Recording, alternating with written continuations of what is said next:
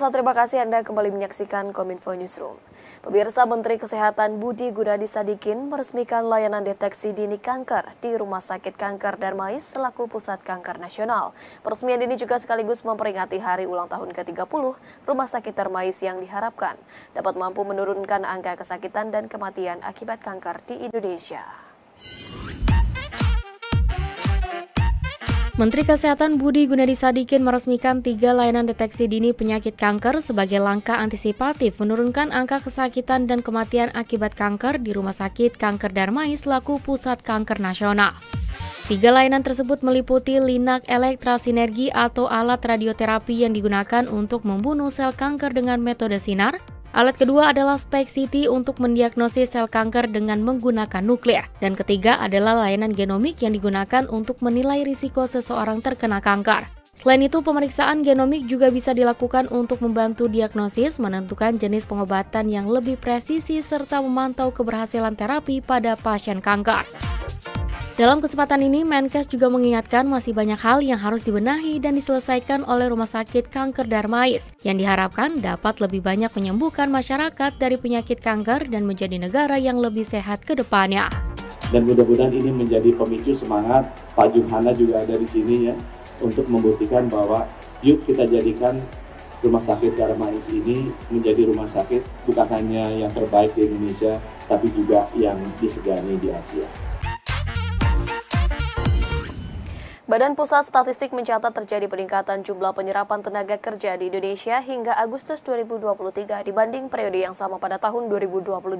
Peningkatan tersebut yakni pada Agustus 2023 sebanyak 139,80 juta orang, naik dibandingkan tahun 2022 yang hanya 135,30 juta orang.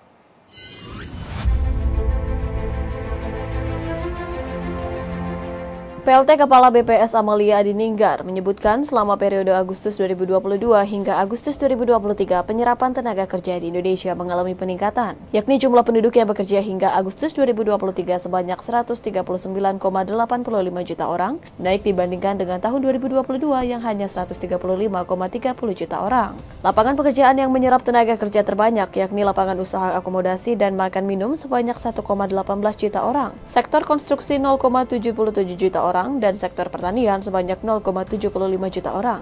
Dengan demikian, tingkat partisipasi Angkatan Kerja atau TPAK di Indonesia mencapai 69,48%. Dengan demikian, tingkat partisipasi Angkatan Kerja atau TPAK di Indonesia mencapai 69,48% dan jumlah pengangguran turun sebanyak 0,56 juta orang jika dibandingkan dengan Agustus 2022.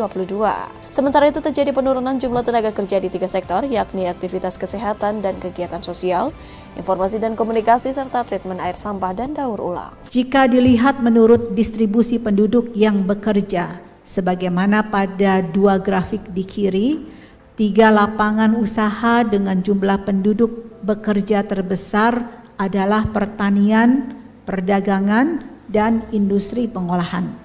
Pada Agustus 2023, gabungan jumlah penduduk yang bekerja di 3 lapangan usaha tersebut adalah sebesar 61,03% dari 139,85 juta orang tenaga kerja. Jika dibandingkan dengan bulan Agustus 2022, kontribusi 3 lapangan usaha ini turun sekitar 1,11 persen poin dan mengindikasikan penyerapan tenaga kerja yang lebih banyak terjadi di lapangan usaha selain 3 terbesar tersebut. Badan Pusat Statistik juga melaporkan bahwa pertumbuhan ekonomi secara global tahun 2023 tumbuh melambat dari tahun 2022. Kendati demikian, PLT Kepala BPS Amalia Adininggar dalam konferensi pers mengungkapkan bahwa pada kuartal ketiga tahun 2023 perekonomian Indonesia tumbuh sekitar 4,94% year on year atau secara kumulatif tumbuh sebesar 5,05%. Badan Pusat Statistik melaporkan pertumbuhan ekonomi Indonesia berada di angka 4,94% secara tahunan pada kuartal ketiga 2023 dengan besaran produk domestik bruto atas dasar harga berlaku tercatat sebesar Rp5.296,0 triliun, sedangkan PDB atas dasar harga konstan mencapai Rp3.124,9 triliun. PLT Kepala BPS Amalia Adininggar dalam konferensi persnya menyampaikan bahwa hal tersebut didukung dari segi pengeluaran dengan konsumsi rumah tangga masih menjadi penopang utama dengan kontribusi pertumbuhan sebesar 2,63% year on year.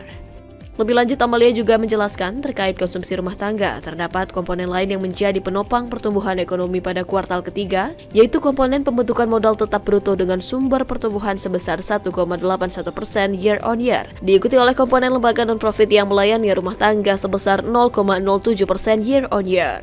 Dari sisi pertumbuhan, konsumsi rumah tangga tumbuh sebesar 5,06% year on year, komponen PMTB tumbuh 5,77% year on year, dan komponen LNPRT tumbuh 6,21% year on year.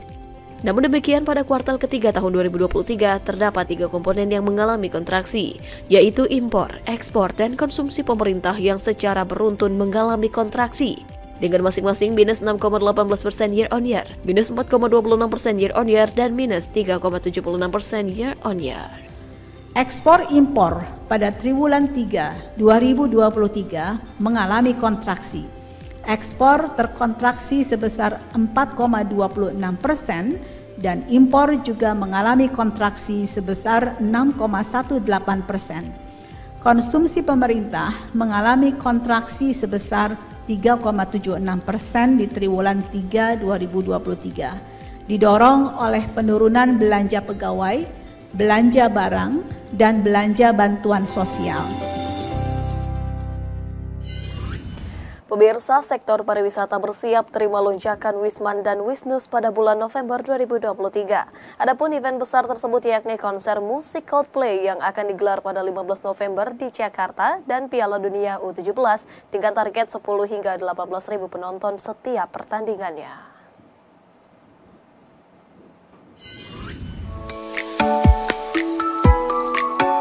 Deputi Bidang Produk Wisata dan Penyelenggara Kegiatan Kemenparekraf Vincentius Jemadu menyebutkan pada bulan November 2023 ini diprediksi akan ada pergerakan besar jumlah Wisman dan Wisnus di Indonesia. Hal tersebut berkaitan dengan akan digelarnya 2 event besar pada bulan November 2023, yakni konser musik Coldplay dan Piala Dunia U17. Terutama konser musik Coldplay yang akan menarik banyak penonton dan memberikan kontribusi besar terhadap pergerakan wisatawan mancanegara.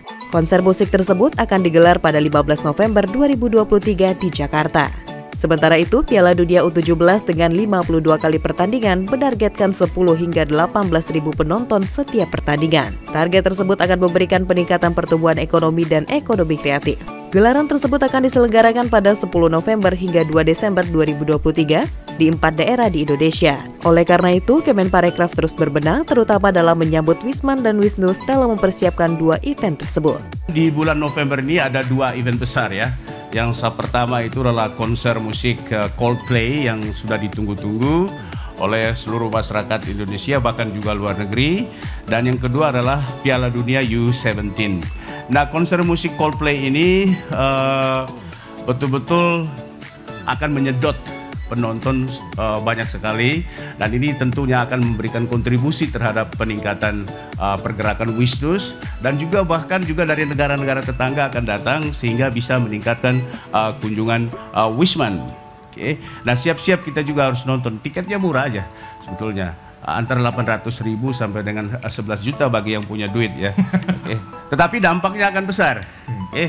Jadi teman-teman coba ikutin dan nonton konser ini dan pasti akan membantu pergerakan Wisnus, dan tentunya untuk juga geliatnya ekonomi khusus untuk UMKM. Dan pemirsa, kami akan kembali usai jeda dengan beragam informasi lainnya. Tetaplah bersama kami.